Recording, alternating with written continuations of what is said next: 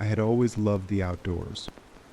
Growing up, my family and I would spend every summer camping in the remote parts of the state, far away from the bustling city. There was something calming about being in the wilderness, the scent of pine trees, the crackling of a campfire, the isolation from the rest of the world. It was peaceful.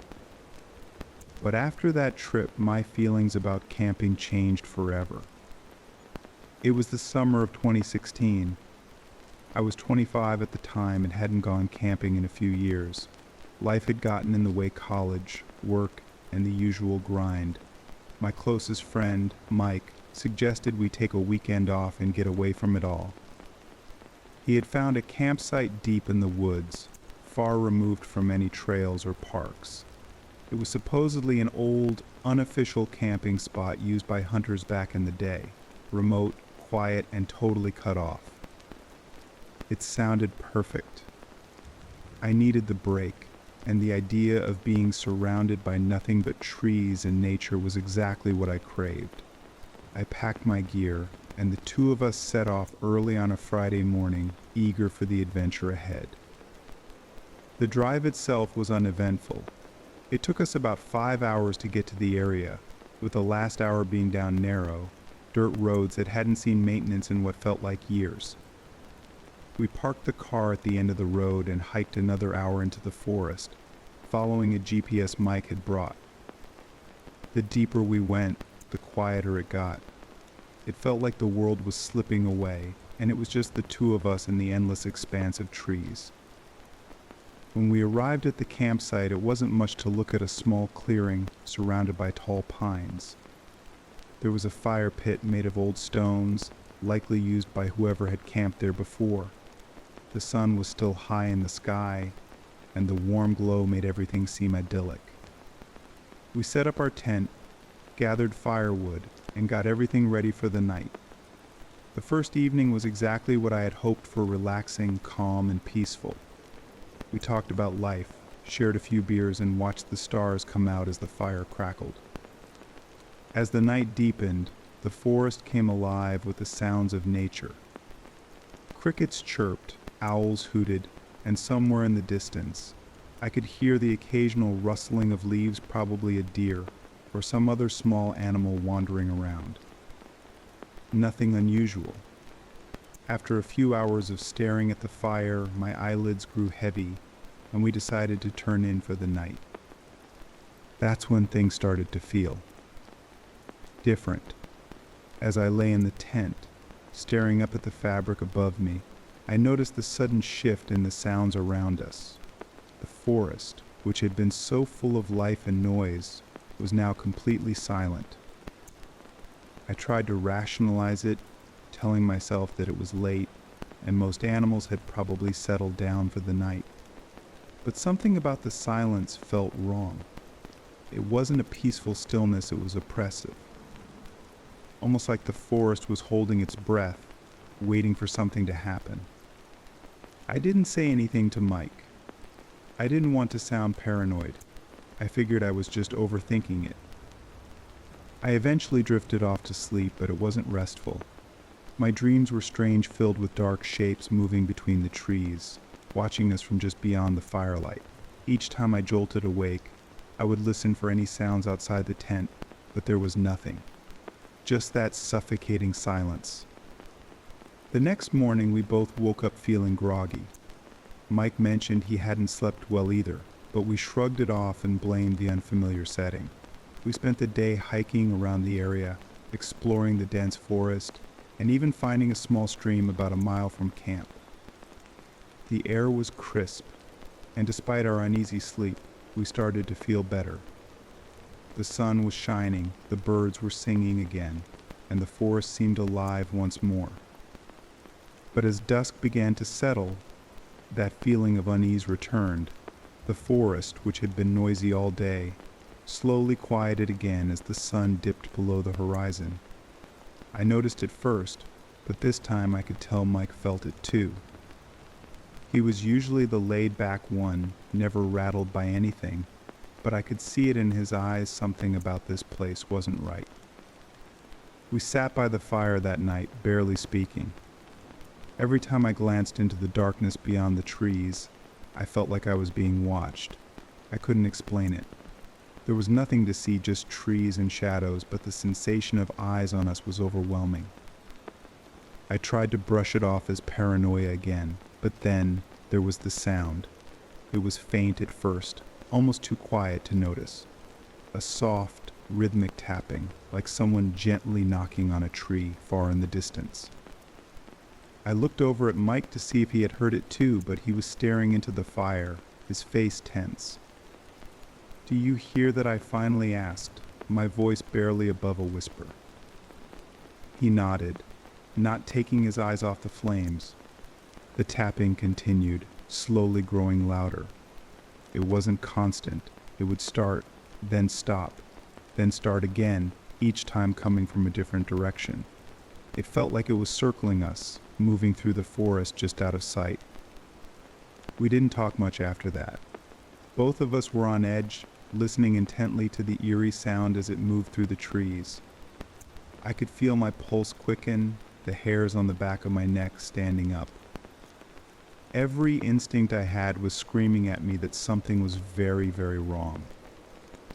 But nothing ever came into view. No footsteps, no rustling leaves, just that persistent tapping. Eventually it stopped, and the silence returned. I suggested we head into the tent, try to get some sleep, but the tension between us was thick. Neither of us felt comfortable out there anymore. Lying in the tent that night, I couldn't shake the feeling that something was just beyond the trees, watching, waiting.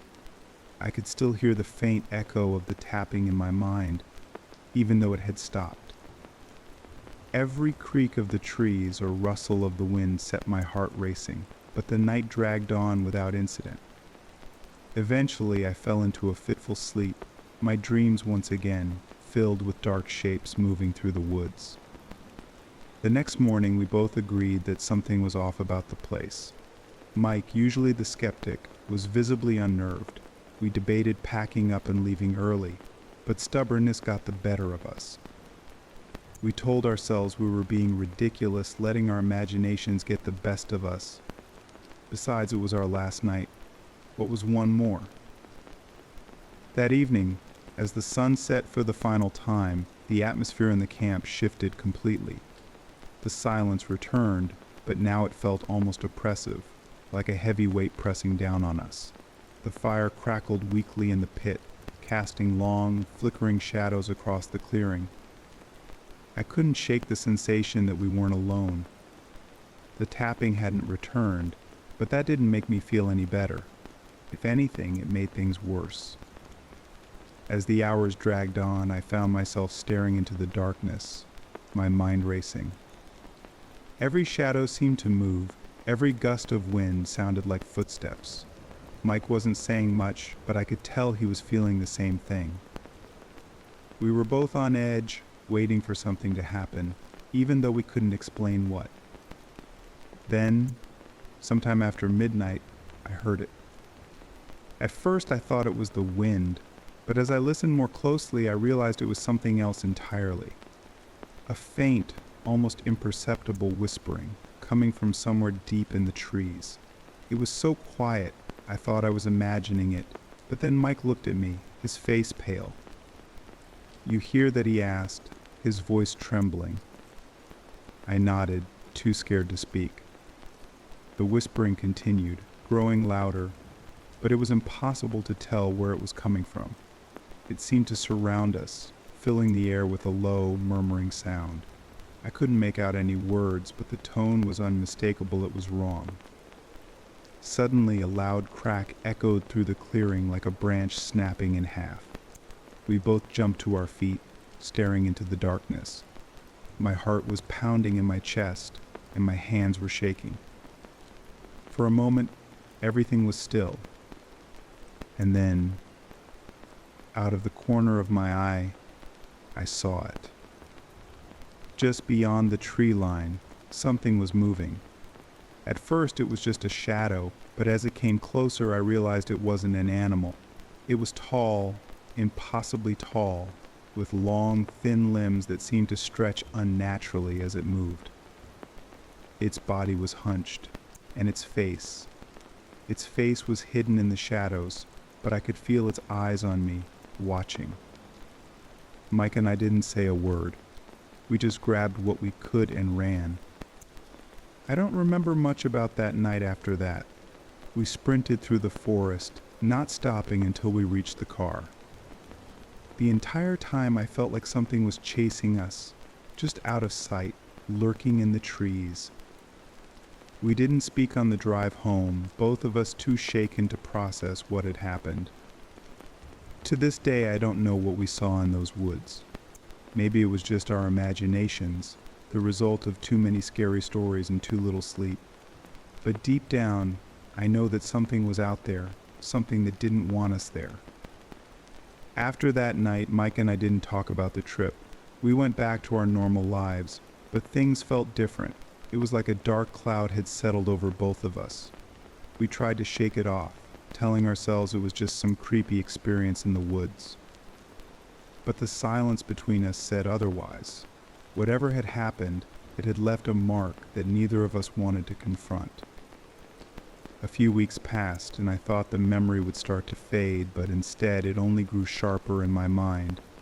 Every night when the world around me was quiet, I would hear that faint tapping in the distance, like it was following me.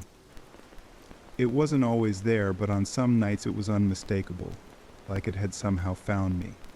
I told myself it was just the wind, or my nerves playing tricks, but it always left me with the same uneasy feeling I had back in those woods. Mike stopped responding to my texts after a while.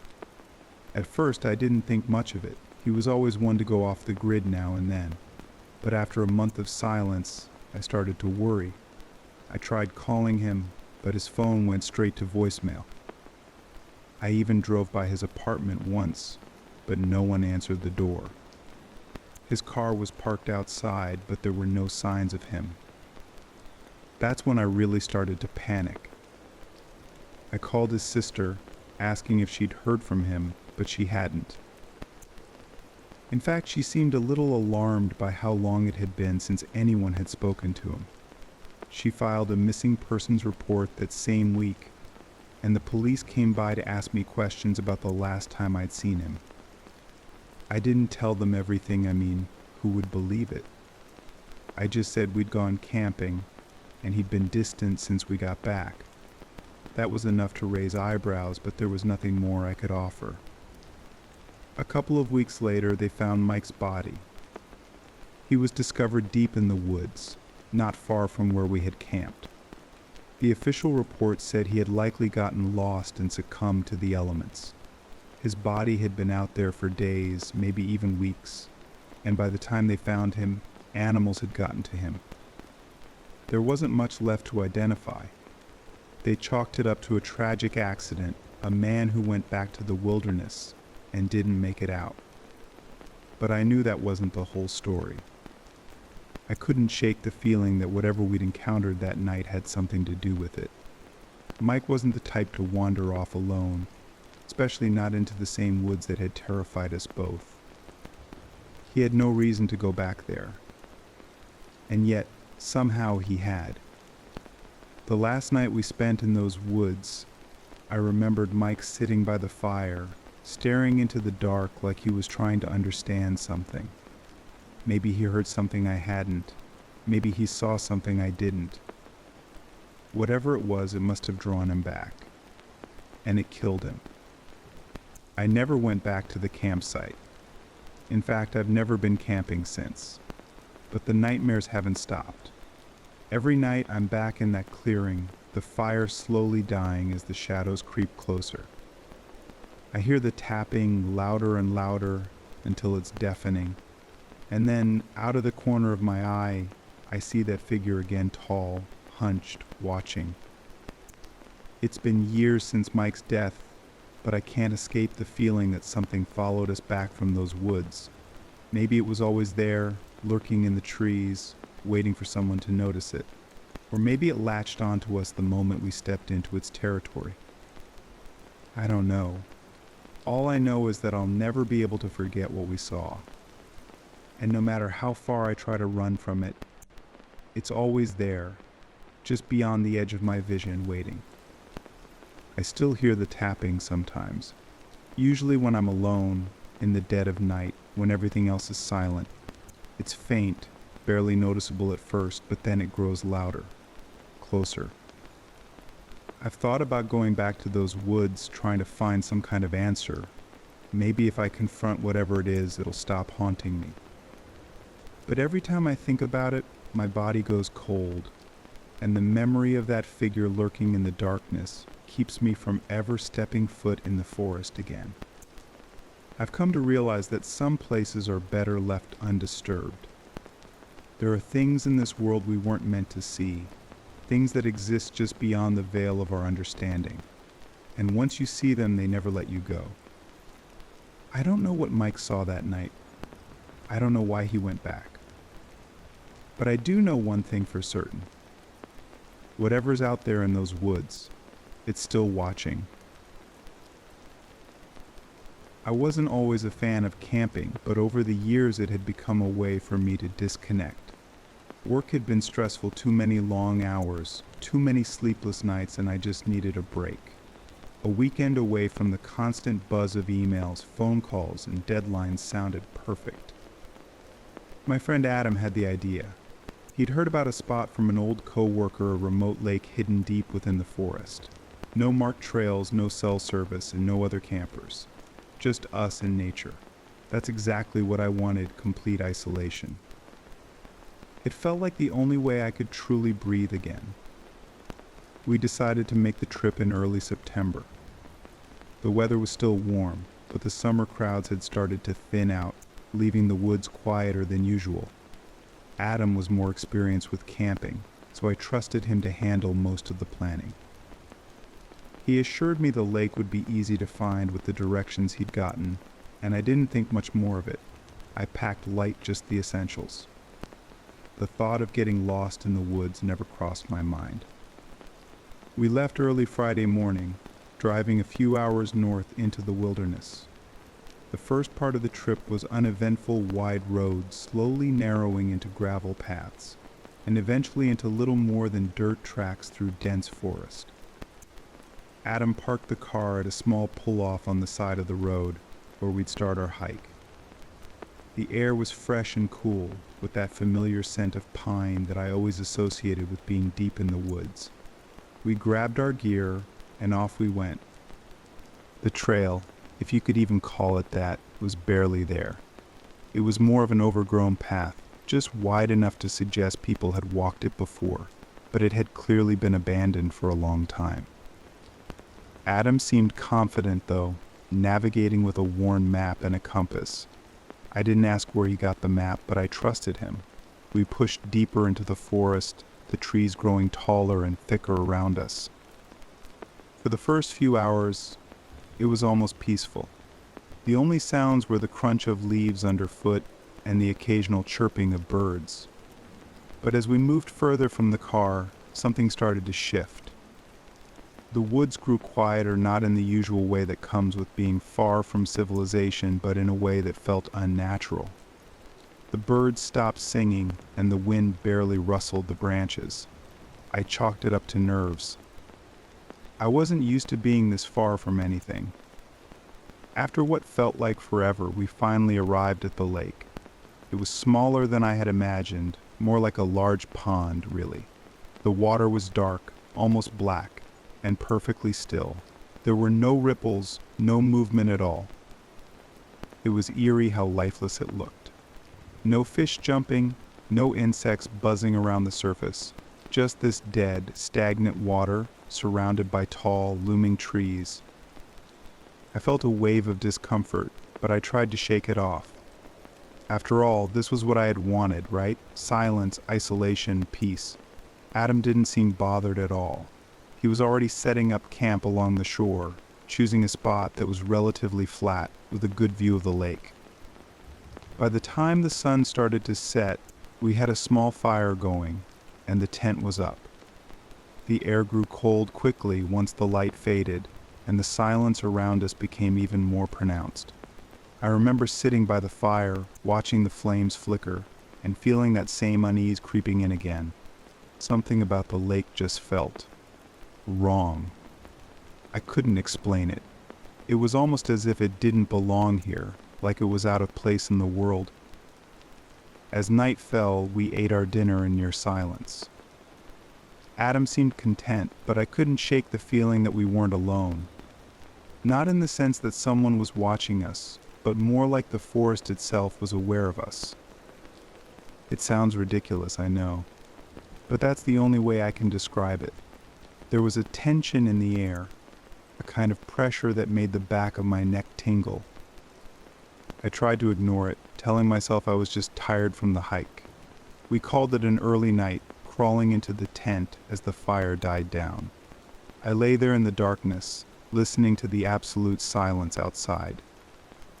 No wind, no animals, not even the soft lapping of water against the shore. It was as if the entire world had been muted. And then, just as I was about to drift off, I heard it. A soft, faint sound, barely audible at first, it was like splashing, but not the kind you'd expect from an animal or fish. It was slow, deliberate, like someone or something was wading through the water, taking slow, careful steps. I froze, straining to listen. The sound continued, coming from the direction of the lake, but I couldn't see anything through the tent. My heart was racing, but I didn't move. I told myself it was just my imagination. I was tired, maybe hearing things that weren't really there. But the splashing didn't stop. I wanted to wake Adam, but something told me not to. I didn't want to seem paranoid, and I didn't even know what I'd say. Instead, I lay there, every muscle in my body tense, listening as the slow, rhythmic splashes grew closer. They were so faint that I wasn't even sure if I was truly hearing them, but I couldn't shake the feeling that something was moving through the water toward us. And then, nothing. The sound stopped as suddenly as it had started, and the silence returned, even more suffocating than before. I lay awake for hours after that, waiting for something to happen, but nothing did. Eventually, I must have fallen asleep, though it was a restless, uneasy sleep filled with strange, disjointed dreams of the lake. The next morning, I woke up feeling more exhausted than when I'd gone to bed. Adam was already up, stoking the fire and boiling water for coffee. He didn't mention anything unusual from the night before, and I didn't bring it up. Maybe it really had been my imagination. But as I stepped out of the tent and walked toward the edge of the lake, I noticed something that sent a chill down my spine. There were footprints. Not animal tracks, human footprints. They were faint, almost washed away by the morning dew, but they were unmistakable, leading out of the lake and onto the shore, just a few feet from where we had set up camp. I stood there, staring at them, my mind racing. There was no one else out here. We hadn't seen a single person on our hike, and this lake was so remote that it wasn't on any official maps. No one else knew about it. I didn't say anything to Adam, but the feeling of unease that had been with me since we arrived grew stronger. I kept telling myself there had to be a rational explanation. Maybe the footprints had been there before we arrived and I just hadn't noticed them. Maybe they weren't human at all, and I was just jumping to conclusions. But deep down, I knew something was wrong. The second night was worse. The silence was even more oppressive, and the air felt thick, almost suffocating. It was colder than the night before, and the fire barely seemed to keep the chill at bay. As the hours dragged on, I found myself constantly looking toward the lake, half expecting to see something rising from the water. I didn't sleep at all that night. The splashing started again just after midnight. This time it was louder, more distinct, and I could hear it moving around the shoreline, circling our camp. It was the same slow, deliberate sound like footsteps in the water. I lay in the tent, heart pounding, listening as it moved closer and closer. At one point I was sure I heard something breathing outside the tent. A soft, low sound almost like a sigh. But when I gathered the courage to peek through the flap, there was nothing, just the still, black water of the lake and the tall, dark trees surrounding us. By the time the sun rose, I was ready to leave. I told Adam I wasn't feeling well, that I wanted to head back early. He didn't argue, sensing that something was off. We packed up camp in record time, and within an hour we were on the trail back to the car. The entire time I couldn't shake the feeling that we were being watched. When we finally reached the car, I felt a wave of relief wash over me. We tossed our gear in the trunk and got the hell out of there. Neither of us spoke much on the drive back, but I could tell Adam was on edge too. Whatever had happened out there, we both felt it. A few weeks later, I tried looking up information about the lake. I couldn't find anything, no official records, no mentions of it online. It was like the place didn't exist. I even asked Adam where he'd gotten the map, but he said he couldn't remember. His co-worker, the one who had told him about the spot, had quit his job not long after our trip, and Adam lost contact with him. It's been a few years since that trip, and I still think about it often. Sometimes I wake up in the middle of the night, convinced I can hear that same soft splashing, just outside my window. I haven't been camping since, and I don't think I ever will again, because whatever was in that lake, it's still out there. I thought the unsettling feeling would fade over time, that the eerie memories of the lake would blur, like most unpleasant experiences do. But the opposite happened. The more distance I put between myself and that trip, the sharper the memories became. The quiet splashes in the still water, the unnatural silence of the forest, the feeling of being watched, it all replayed in my mind, over and over. I tried to forget about it. I tried telling myself that it was just a bad camping experience, nothing more. But every time I closed my eyes at night, I could hear it, the splashing, slow and deliberate, just like that last night at the lake. I'd wake up drenched in sweat, convinced that something was standing just outside my window, watching me the way it had watched us from the water's edge. Adam didn't seem to be handling it much better. A few weeks after the trip, I ran into him at a bar, but he was different, distracted, distant. He avoided eye contact, barely spoke, and left earlier than I'd expected. It was as if he didn't want to talk about the trip at all, which only made me more certain that something had happened out there, something we weren't ready to confront. I couldn't shake the idea that we had stumbled onto something we shouldn't have. That lake wasn't on any map for a reason. Maybe we weren't the first ones to camp there, but there was a reason no one else was around. There had to be. One night, a few months after we returned, I decided to search again for any information about the area. I spent hours scouring the internet, trying to find anything, old maps, local legends, news stories about missing campers, anything that could explain what we had experienced. And finally, I found something. It was buried deep in a local forum, a post from years ago, barely noticed by anyone else. Someone had written about a lake deep in the woods, a place that didn't appear on any official maps. They described it much the way I would have: dark, still, eerie. But they also mentioned something else, an old story passed down through local families about a tragedy that had occurred there.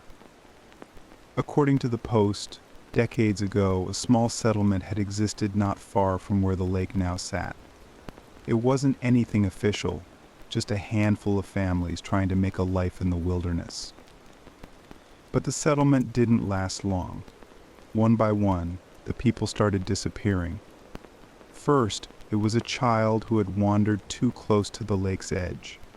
Then, an entire family vanished overnight, their cabin found abandoned with no signs of struggle. Search parties were sent out, but they never found anything. The lake was dragged, but no bodies ever surfaced. Eventually, the settlement was abandoned, and over time it was forgotten entirely, lost to the forest. The lake remained untouched and avoided by anyone who knew the story. The post didn't go into much more detail, but it was enough. It explained why the place felt wrong, why we had heard those strange, deliberate splashes in the night, and why the footprints I had seen on the shore felt so unsettling. It wasn't just an isolated camping spot, it was a place where something had happened. Something dark. I wanted to reach out to Adam, tell him what I had found, but I hadn't heard from him in weeks. The last time we spoke, he'd been short with me, clearly wanting to put the whole thing behind him. I didn't blame him. I wanted to forget too. But that night, after reading that post, I couldn't just let it go. It was a week later when I got the call. Adam's sister reached out, asking if I'd heard from him. He had gone back to the lake, alone. I couldn't believe it at first. Why would he go back? We both knew something was wrong with that place. But his sister told me that Adam hadn't been himself since the trip. He'd become obsessed with the lake, always talking about how he needed to see it again, to understand what had happened. She thought it was just his way of processing, maybe even a form of closure. But when he didn't come back, she knew something was wrong. The search teams went out the next day. I wanted to join them, but Adam's sister told me to stay away. "You don't want to see it," she said, her voice shaking. They found his campsite by the lake, the tent set up just like it had been when we were there. His gear was all there, untouched, as if he had never left. But Adam was gone. The authorities dragged the lake, just like they had in the old story, but found nothing.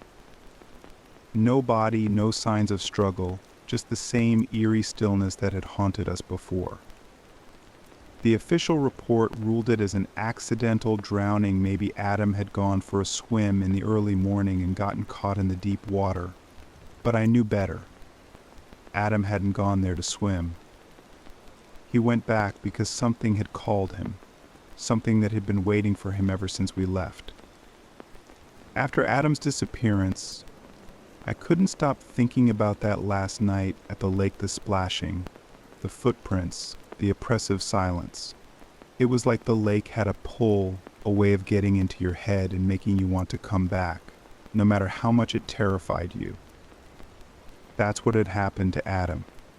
And I couldn't shake the feeling that it was starting to happen to me, too. The dreams became more frequent after that, always the same. I'd be standing by the edge of the lake, the black water still and silent. The trees would loom overhead, blocking out the sky, and I'd feel that same weight pressing down on me. And then, just as I'd start to turn away, I'd hear it. The slow, rhythmic splashing moving closer and closer. I haven't gone back. I've wanted to, more than I'd care to admit. There's a part of me that feels like I need to, like the only way to escape whatever curse that lake has put on me is to face it. But I know that's not true. There is no escaping it. The lake doesn't want you to leave. Not once you've been there. It's been over a year since Adam disappeared, and I've done everything I can to move on. But every time I close my eyes, I'm back at the edge of that dark, silent water. I still hear the splashing, faint but constant, like something is calling me back. I'm afraid that one day I'll listen. And when I do, I won't come back either. I've never been one to believe in ghost stories. They were the kind of thing you tell around the fire to freak people out, maybe give yourself a thrill, but after what happened to me in 2015, I know there are things that can't be explained by logic. I wouldn't believe it either if I hadn't lived through it. I haven't talked about it much, because it's hard to describe the fear I felt that night without sounding crazy. But I'll tell it now, from the start, exactly as it happened. It began like any ordinary camping trip. My friend Tom and I had planned this weekend for months. It was late September 2015. The days were still warm, but the nights had begun to cool, making it the perfect time for one last camping trip before fall took full hold of the weather. Tom and I had grown up together. been friends since grade school, and both of us enjoyed the solitude of the woods. This time we decided to explore an area neither of us had been to before, Briar Hollow, a secluded part of the Appalachian Mountains in Virginia. The place had been recommended to Tom by a guy at work. He said it was a great spot, remote, quiet, and full of wildlife. What he didn't mention, though, was the strange history surrounding it. We drove out early on a Friday morning, our truck loaded with camping gear, food, and a cooler full of beer. The drive itself was peaceful, winding roads lined with thick trees turning amber and gold. We reached the trailhead around noon and started our hike into the woods, backpacks loaded down. The hike was tougher than we expected, steep inclines and uneven paths, but we made it to the clearing by late afternoon.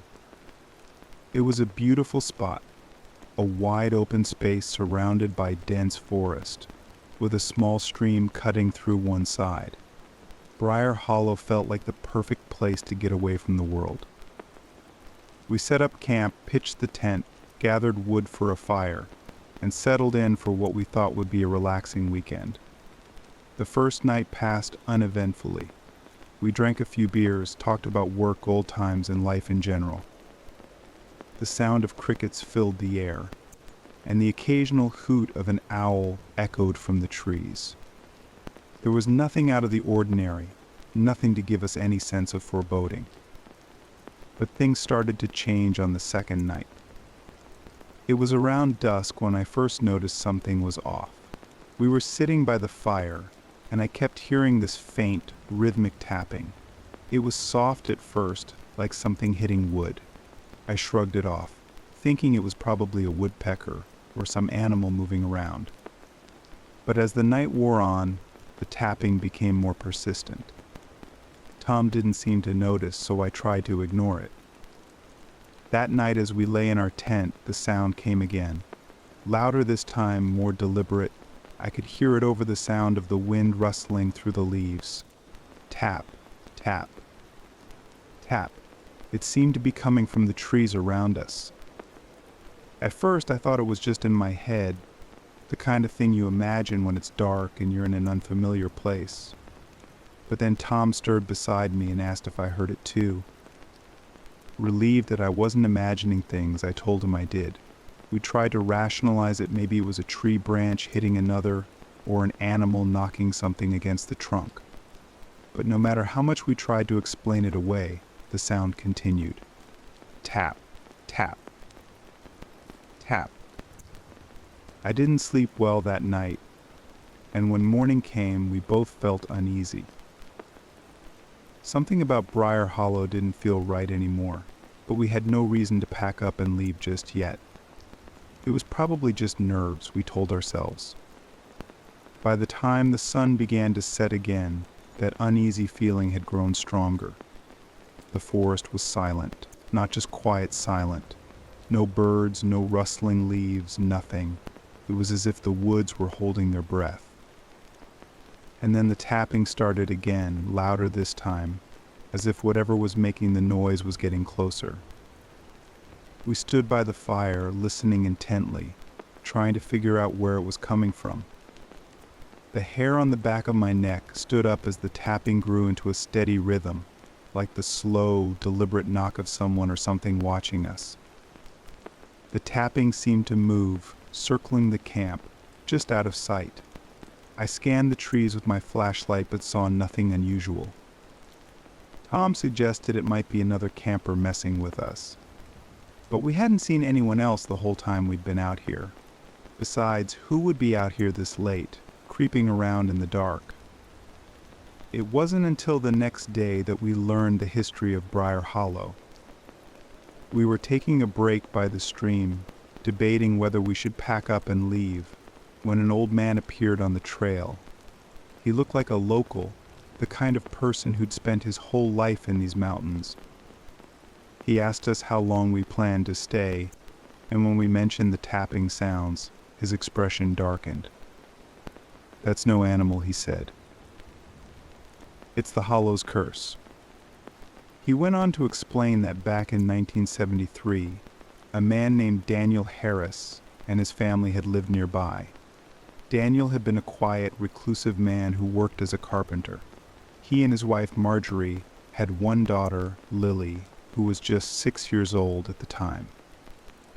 One fall evening, Daniel, Marjorie, and Lily were returning from a visit to town when they disappeared. Their car was found abandoned at the edge of the hollow, but there was no trace of the family. For weeks, search parties combed the woods, but nothing was found. Then, after about a month, a group of hunters stumbled across a grisly discovery deep in the forest. The remains of Marjorie and Lily were found in a shallow grave, but Daniel's body was never recovered. The most disturbing part, the old man told us, was that the bodies of Marjorie and Lily had been posed in a strange way. They were sitting upright, leaning against a tree, with their eyes closed as if they were asleep. And surrounding them, carved into the bark of the trees, were strange symbols, circles, crosses, and jagged lines, along with hundreds of tiny, carefully measured notches. The tapping sound, he said, was said to be Daniel's ghost, still wandering the hollow, carving his marks into the trees, searching for something. I didn't know whether to believe him or not, but it explained the unease I'd been feeling. We thanked the old man for the warning, but Tom and I both agreed that we weren't going to let a ghost story scare us off. Besides, we were almost done with the trip. That night was different, though. The tapping didn't start gradually like before. It came all at once, loud and insistent, as if it was right outside our tent. The fire flickered low, casting long shadows across the clearing. We both sat up, listening, waiting. Tap, tap, tap. It sounded like someone was knocking on a tree with a hammer. I grabbed my flashlight and stepped outside, shining it around the camp. But the moment I did, the sound stopped. I called out, hoping to catch whoever or whatever was making the noise. Silence. I walked around the perimeter of our camp, Tom close behind me, but there was nothing unusual, just the same thick, impenetrable woods. I looked up at the trees, half expecting to see the strange symbols the old man had described, but there was nothing. We returned to the tent, and for a moment everything seemed calm. But then, just as we were starting to settle back into our sleeping bags, the tapping came again, louder, faster, closer. And this time there was something else. A low, rasping sound, like someone struggling to breathe, came from the trees. It sent a chill down my spine. The sound wasn't animal-like. It was human to human. The tapping and the breathing continued, a chaotic mix that filled the night air.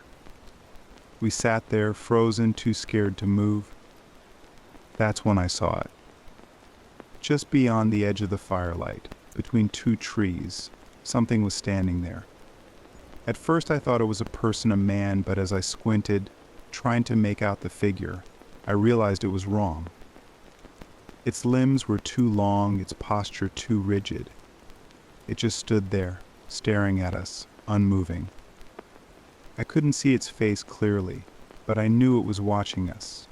The tapping grew louder, more erratic, and the figure began to sway slightly, as if it were moving to the rhythm of the sound. I don't know how long we sat there, paralyzed with fear, but eventually the figure vanished, melting back into the darkness.